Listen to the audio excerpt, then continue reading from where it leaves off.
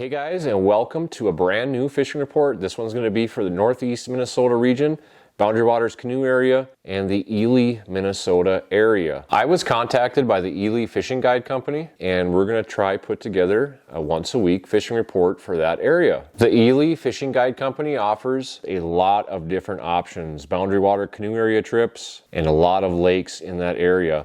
Walleyes, muskies, crappies, northerns, lake trout, panfish, a lot of different options. I'll put a link to their website in the description of this video. If you end up making a trip reservation with them, let them know you saw them here on After 5 Outdoors. I'm hoping that maybe sometime this summer, maybe this fall, be able to get someone on Lake Superior to contribute to the fishing report and add Lake Superior to this report. Not sure quite what day this one's going to come out each week yet. This is kind of in the infancy stages, but probably going to be either Tuesday, Wednesday, or maybe Friday. And of course, hopefully as this report grows, we'll offer more information, some conditions out in that area.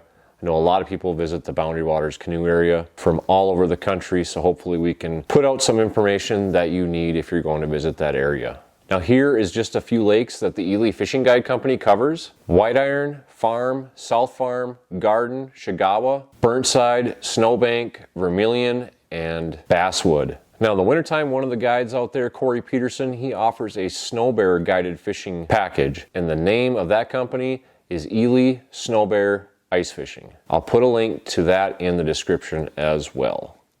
So the info for this week: this year is a complete different story versus last year. Last year we had extreme heat, low water. This year it's a complete flip-flop. We've got very cool temperatures so far, and water is very, very high.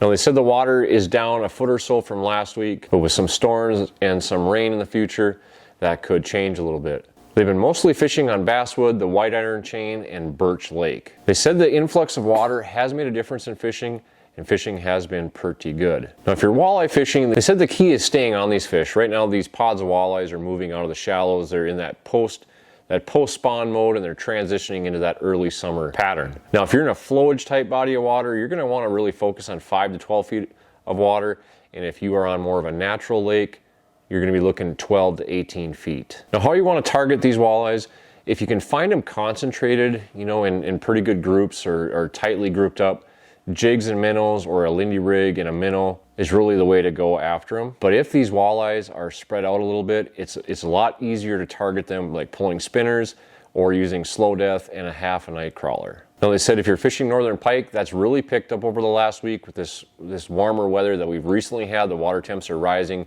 They're getting into the mid 60s now. You're going to want to be casting spoons, trolling spoons, casting crankbaits or trolling crankbaits. They've caught a lot of pike in the 30 inches up to 40 inches and a few over 40 inches.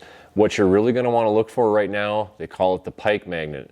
These weed beds that are starting to emerge, those are going to really draw northern pike. Now the smallmouth bass, he says, has been a little bit more hit and miss. The water's not quite to that water temp yet. He says some are moving up and thinking about getting on their beds, but some smallmouth bass have not moved up yet. They're still out just a little bit off of that break. If you are fishing smallmouth up shallow, you want to cast like a weightless plastic worms, and of course, don't forget about one of the ultimate smallmouth baits, the Ned rig. And now moving on to panfish, he said the panfish bite has really picked up over the past week. This warmer weather, the water's warming up. Crappies and bluegills have been cooperating nicely.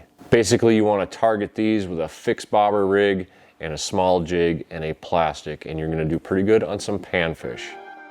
All right, so that's what we got for this week. Hey, if you're looking for a fishing report from Lake of the Woods, Upper Red Lake, and Lake Vermilion in Minnesota, Devil's Lake, Lake Sakakawea, and the Missouri River in North Dakota, make sure you check out the Lake of the Woods and More fishing report. That's on every Thursday on the After 5 Outdoors YouTube channel. I hope the information in this report helped you out. If it did, please hit that thumbs up, share it with a friend. If we can change something and make it better, make sure to let us know in the comments.